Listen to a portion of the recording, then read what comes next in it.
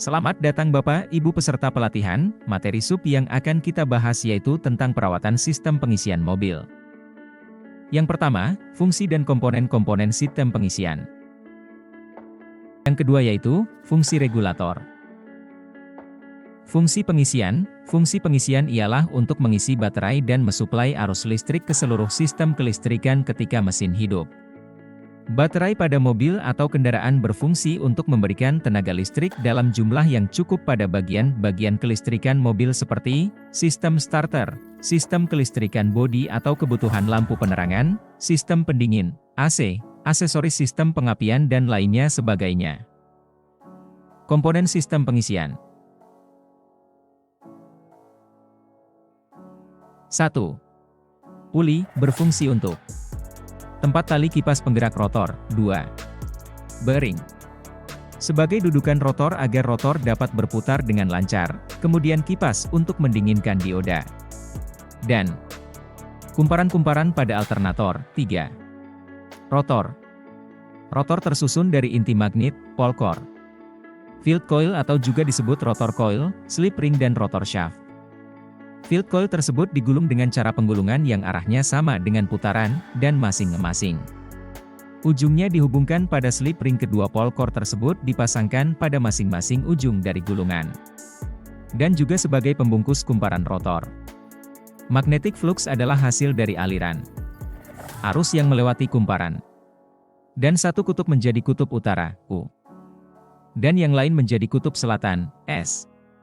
Slip ring dibuat dari logam baja putih, stainless steel, dengan penyelesaian yang halus untuk kontak, hubungan. Brush pada permukaannya. Slip ring dipisahkan dari poros rotor, rotor shaft. 4. Stator. Stator disusun dari kumparan stator, stator coil. Stator dilindungi bagian depan dan bagian belakang dari frame.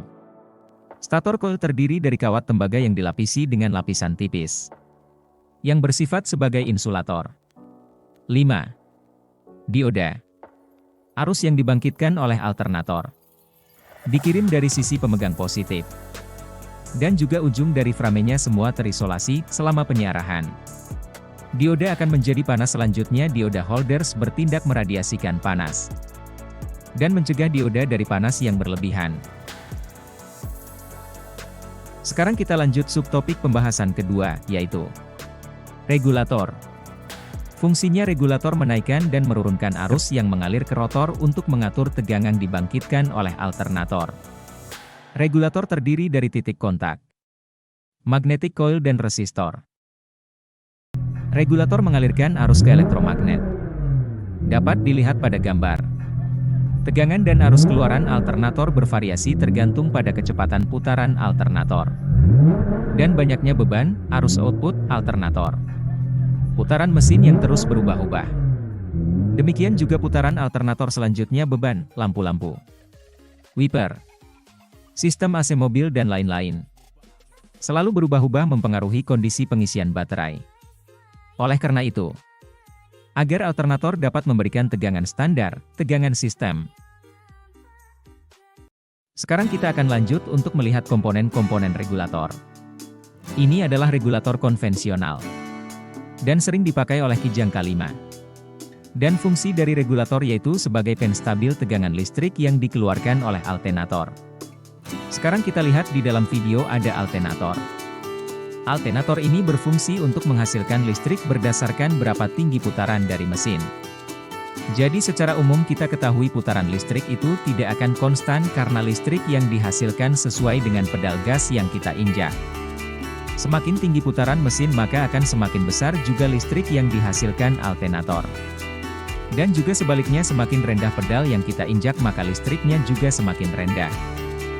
Jadi ketika putaran mesin tidak konstan kadang lambat kadang tinggi maka regulator akan mendapatkan listrik yang tidak stabil juga. Dan disinilah tugas dari regulator untuk menstabilkan listrik di dalam kendaraan. Dan regulator juga sebagai penstabil sebelum masuk ke pengecasan baterai atau aki mobil. Itulah fungsi dari regulator yang menstabilkan listrik, jadi arus yang masuk ke pengisian baterai mobil harus benar-benar stabil. Dan daya pengisian ketika mobil hidup berkisaran antara 12 volt sampai dengan 13 volt. Terima kasih atas perhatian Anda hari ini. Saya berharap presentasi ini memberikan wawasan dan inspirasi. Dan sampai jumpa di lain waktu, semoga presentasi yang saya bawakan bisa bermanfaat bagi kita semua.